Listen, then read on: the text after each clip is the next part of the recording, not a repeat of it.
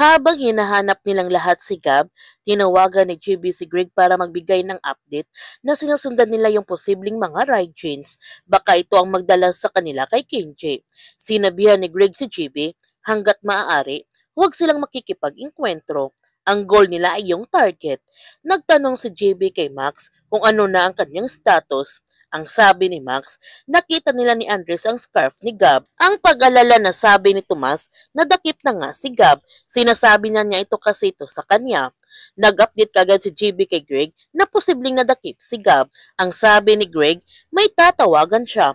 Matutulungan sila ni Tagawa. Sa kalagitnaan ng paghahanap ni Andres kay Gab, nakita naman niya si Kenji Lee.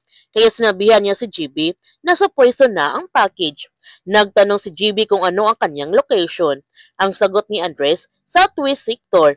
Sinabihan ni JB si Greg, confirm, nakita na yung target. Sinabihan naman ni Greg si JB, pumunta sila sa area na yan. Hindi pwedeng mauna sa kanila ang mga ride chains. Sinabihan naman ni JB si Andres, sundan niya ang target. Nag-update naman si Max na nakita na niyang mga kalaban. Sa tingin niya, kaya niyang matrack ang location ni Gab. Sinabihan ni Greg si Max na mag-stick sa plano, kunin ang target.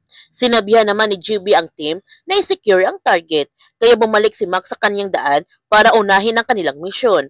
Nagtanong si Tomas kay JB, paano na si Gab? Sinabihan ni Greg si JB, unahin ang misyon.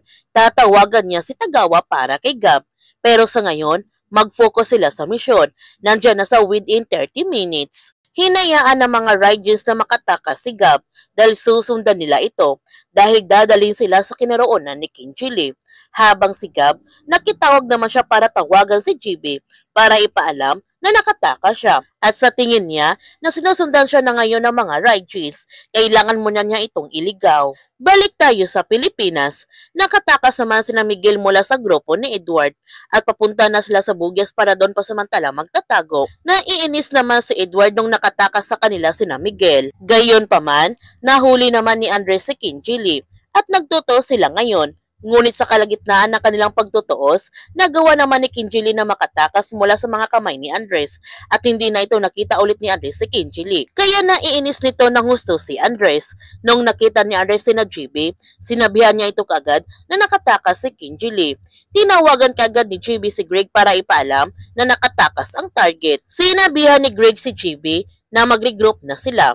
Bumalik na sila dito, kaya bumalik na ang lahat sa base. Habang si Gab, nagawa naman niyang iligaw ang mga Raijins at nakabalik na siya ng ligtas sa base. Nung kumpleto na sila, sinabihan ni Greg ang kanyang team na kahit gustuhin ni Kinjili na umalis dito, imposible dahil sa snowstorm.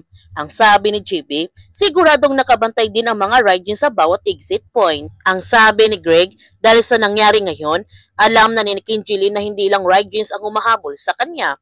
Nakita na rin niya si Andres. Naiinis naman si Andres dahil hawak na nasana niya si Kinjili pero nakatakas ito. Di sana tapos na ang kanilang misyon ngayon. Ang sabi ni Tomas, okay lang yon. Sabi naman ni contractor, hindi naman makakalabas si Kinjili ng Kaigen. Sinabihan din ni Gab si Andres na hindi niya kasalanan ito. May chance pa sila. Kaya huwag natin palalapasin ang kapanapanabik na mga tagpo sa Incognito.